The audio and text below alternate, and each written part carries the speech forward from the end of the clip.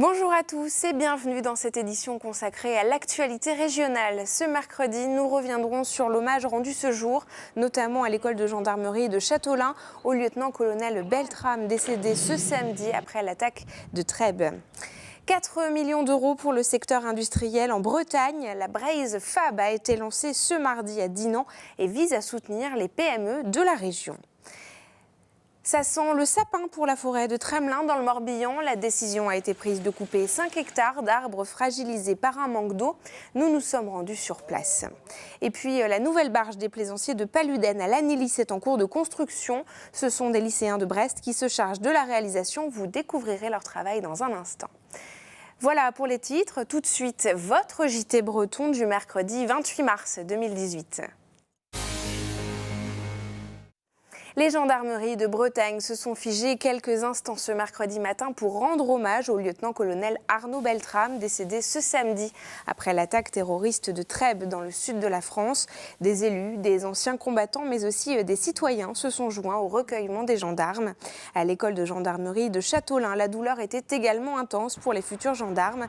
Avec le sacrifice d'Arnaud Beltrame, les jeunes recrues ont pris toute la mesure de leur engagement.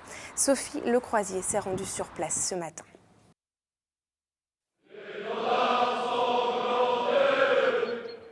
Sur la place d'armes de l'école de gendarmerie de Châteaulin, les voix des 800 élèves se sont réunies en hommage au lieutenant-colonel Beltrame.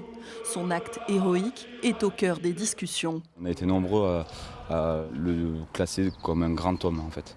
C'est vrai que c'est un acte très très courageux et on se rend compte que voilà, on est tous touchés. La gendarmerie est une grande famille. Chaque fois, c'est un membre qu'on perd tous les jours au quotidien. Donner sa vie pour la patrie, mourir dans l'exercice de ses fonctions, des engagements forts que les élèves gendarmes n'oublient pas. On nous apprend dès le début que c'est un métier dangereux, qu'on pourrait donner notre vie jusqu'au sacrifice ultime. On nous cache rien quand on rentre en formation à ce niveau-là. Ça nous rappelle aussi que chaque jour, quand on part, on met la veste, on met le képi, on est une cible. Mais ça ne nous empêche pas de nous lever tous les matins et d'aller faire notre métier et faire ce qu'on a à faire.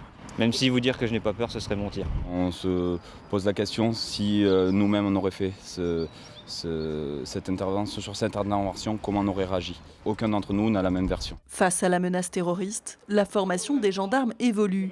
Un nouveau module a été intégré depuis peu au cursus de 12 mois. On travaille maintenant sur de la préparation mentale, la gestion de l'emploi de la force, éventuellement de l'usage des armes, de donner la mort, voire de voir ses camarades tomber. Tout ça, c'est des choses qu'on abordait peu ou pas. Et donc, je crois qu'il était temps de l'aborder. Ouais. Chaque année, toujours plus de jeunes tentent le concours d'entrée à l'école de gendarmerie de Châteaulin. La relève est donc assurée. Cette année, l'école est au complet, avec 7 compagnies de 220 élèves chacune. Et ce jeudi, une messe sera également donnée à Trédion dans le Morbihan à 11h. C'est la ville où réside la mère du gendarme disparu. L'attaque terroriste de Trèbes a coûté la vie à 3 autres personnes vendredi dernier. 4 millions d'euros d'ici 2020 pour l'industrie bretonne. La région et des acteurs économiques ont dévoilé à Dinan les contours du plan industriel breton dénommé Braze Fab, une déclinaison régionale du label French Lab lancé en octobre dernier par le gouvernement. Une cinquantaine de PME bretonnes pourraient être soutenues dans les 2 ans qui viennent. Et Mathilde Kemener s'est rendue dans une entreprise qui vient de bénéficier de ce dispositif. Supprimer le soudage manuel en robotisant cette opération, c'est le souhait du dirigeant de cette entreprise dinanaise. Grâce au plan industriel breton, il a fait appel à un expert avant de se lancer. À la lueur des conseils qui nous ont été donnés, ça nous a permis à un moment donné de dire on n'y va pas et de façon raisonnable de prendre le parti de ne pas franchir le pas là où on aurait pu le faire de façon inappropriée ou peut-être inconsidérée. Aider les entreprises à faire le bon choix et à se moderniser, c'est l'objectif du plan industriel breton. 4 millions d'euros ont été réunis pour les 2 prochaines années. L'économie est en plein bouleversement, l'industrie est en plein bouleversement. Et ceux qui demain seront compétitifs sont ceux qui s'imprégneront, qui auront anticipé, qui se seront engagés dans toutes ces mutations, et dans cette dynamique d'industrie du futur, d'usine 4.0, en intégrant du digital, du numérique, de nombreuses solutions, y compris de cybersécurité ensuite derrière. Et donc en effet, l'idée elle est de se dire d'accompagner nos acteurs industriels à s'engager dans ces mutations. Le plan est financé par la région Bretagne, l'Europe et par les professionnels du secteur. L'objectif est de parler d'une seule voix et de donner de la lisibilité aux aides. C'est une démarche contributive, collective, d'une alliance qui s'est constituée pour mettre en commun des moyens, ressources humaines, des finances également. Et toute cette alliance va être porteuse d'une seule et même réponse qui s'adresse de façon prioritaire aux PME et aux PMI de notre territoire. Et en donnant une image plus moderne, les industriels espèrent aussi redonner de l'attractivité à certains métiers où il leur est parfois difficile de recruter faute de candidats. Et puis, comme l'annonçait le Télégramme ce mardi, le groupe agroalimentaire français LDC a bien fait une offre de reprise pour Doux. C'est le deuxième repreneur qui se fait connaître après l'Ukrainien MHP, déjà en négociation avec la direction depuis plusieurs semaines. Doux perdrait plus de 35 millions d'euros par an et va demander à être placé en liquidation judiciaire. La décision sera rendue le 4 avril. Les repreneurs ont jusqu'à ce mercredi minuit pour déposer leur offre. Après 50 000 heures de contrôle en Bretagne en 2017, c'était l'heure du bilan ce mercredi pour les douanes de la région. C'est l'une des informations développées par Benjamin Bréon dans votre chronique 5 Info, le 5 Info en Bretagne. 3 fois plus de drogues ont été saisies en Bretagne en 2017 qu'en 2016, selon le bilan des douanes présenté ce mercredi. Fait étonnant, c'est le 4 qui représente la plus grosse quantité, 65 kg contre 56 kg de cannabis, 15 de cocaïne et 2 d'héroïne. 200 kg de tabac de contrebande ont également été interceptés. Plus inattendu, on trouve aussi parmi les saisies une tortue empaillée, un pied d'éléphant transformé en tabouret ou un squelette de singe. Une pierre dans le jardin d'Arkea qui fait voter en ce moment même ses caisses locales sur sa possible prise d'indépendance. Dans un courrier publié ce mardi soir, la Banque Centrale Européenne et la Banque de France adressent une nouvelle mise en garde au groupe breton. Toutes deux soulignent qu'une désaffiliation conduirait à la perte de l'agrément collectif dont bénéficient les caisses locales. Ce mercredi, le patron d'Arkea, Jean-Pierre Denis, a répondu qu'en cas de victoire du vote séparatiste, un second aurait lieu autour des enjeux d'organisation de la nouvelle entité. Opération d'entretien en longueur en ce moment sur la N165 entre Quimper et le Morbihan. Une pince géante imaginée spécialement est à l'œuvre pour éradiquer la végétation du terre-plein central. La DIRO, en charge des routes, souhaite supprimer les buissons qui s'y trouvaient auparavant et éviter ainsi leur élagage qui occasionnait des perturbations pour les usagers. Un olivier devient objet de discorde à Paimpol dans les Côtes-d'Armor. En cause est l'initiative d'un commerçant du quartier de la Gare qui a décidé d'installer l'arbre devant son établissement, mais la municipalité refuse, pour des raisons soit de circulation piétonne selon le commerçant, soit d'esthétique selon les élus. Énervement, projet de pétition, un emballement plutôt inédit pour un symbole de paix. On attend désormais la colombe qui fera revenir la sérénité. Enfin, c'est un record, il n'y aura jamais eu autant de ribinous que dans le Trobreau-Léon 2018.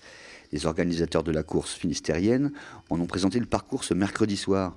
En tout, 27 secteurs empierrés pour un total de 33 km sur 203 km d'épreuve. Le triple champion du monde de cyclocross Wout van Aert devrait être la tête d'affiche de cette 35e édition. La forêt de Tremelin dans le Morbihan perd de son épaisseur. À Inzanzac-le-Christ, près de 5 hectares de sapins de Vancouver sont en train d'être coupés. Les arbres ont manqué d'eau et cela les a fragilisés. Alors d'autres arbres seront-ils plantés ? Eh bien, Karine Chevrolier s'est rendue sur place.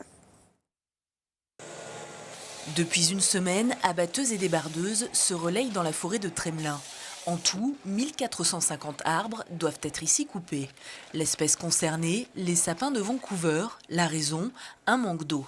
C'est une forêt qui est essentiellement composée de vieux taillis, dû à l'exploitation des vieilles forges sur le Christ. Et il y a une quarantaine d'années, des jeunes peuplements ont été installés, dont les sapins. Donc c'est des essences qui nécessitent un peu plus d'eau que ce qu'on a sur la commune d'Inzanzac. Il leur manque en gros 200 mm d'eau par an. Fragilisés, les sapins peuvent se casser. Dans une zone très fréquentée par les randonneurs, ces 5 hectares de forêt communale représentaient donc un risque. Suite à la coupe, une pause de 2 à 3 ans va être respectée avant la plantation d'essences différentes. Il faut laisser le temps à la terre et puis surtout au bois mort de se décomposer, aux éventuelles maladies qu'on pourrait avoir sur les souches, enfin sur les différents de disparaître naturellement en fait. Il va falloir diversifier ces essences, c'est-à-dire essentiellement du feuillu, ou alors mettre des sapins, enfin des résineux qui soient résistants justement au manque hydrique du fait qu'il y a un changement climatique malheureusement.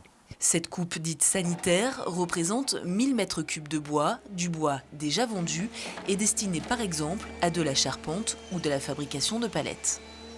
À l'Anilis, l'association de plaisanciers qui gère bénévolement l'entretien des mouillages avait besoin d'une nouvelle barge. Ils ont trouvé une solution économique et pédagogique en faisant appel aux étudiants en chaudronnerie industrielle du lycée Vauban à Brest. Regardez le reportage de Frédéric Lorenzon. Ces retraités font partie de l'AUPP, l'association des usagers du port de Paludène au fond de la Bervrac. Depuis 30 ans, les 130 bénévoles plaisanciers de cette association posent, entretiennent et gèrent les bouées et mouillages pour plus de 126 emplacements de bateaux.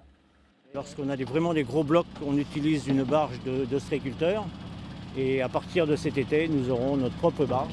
Ne vivant que des cotisations de ses membres, l'association verse tout de même près de 10 000 € par an de redevances à l'État. Alors, l'association a décidé de construire une barge avec des moyens économiques. Bon, les capacités du lycée, les capacités techniques, pour nous, étaient tout à fait compatibles avec la réalisation de cette barge. C'est pour ça que nous avons fait appel au lycée. Direction le lycée Vauban à Brest et le BTS de construction métallique. Ces 4 étudiants travaillent sur la barge depuis plus d'1 an. On devait faire une barge de 6 mètres sur 3 mètres avec une potence, deux coffres, un rouleau et un treuil pour pouvoir remonter des charges. Les 4 jeunes ont assuré la conception, la fabrication et surtout, les étudiants ont trouvé dans cette expérience un avant-goût de leur future vie professionnelle. Ça nous met en condition dans les entreprises, parce que dans les entreprises, il y a des relations, quand on est dans la conception, on a une relation avec les clients pour voir directement ce qu'ils veulent. Et là aussi, on a l'occasion d'apprendre ça. Cette première réalisation pour les étudiants doit aboutir au mois de juin avec le passage de leur diplôme, mais surtout la mise à l'eau de cette barge sur le plan d'eau de Paludène. C'est la fin de cette édition. Merci de nous avoir suivis. Dans un instant, Pauline Ferco vous donne rendez-vous avec l'association Tomcraze qui souhaite moderniser les fest-noz auprès des jeunes. Focus aussi sur Algorithme, un festival de musique qui va se dérouler à Aradon dans le Morbihan. Et puis il y aura aussi votre chronique Questions de famille, une émission que vous retrouvez évidemment aussi sur les sites internet de TBO et TB Sud. Je vous retrouve demain à 19h pour un nouveau point sur l'actualité régionale. Je vous souhaite une très belle soirée d'ici là.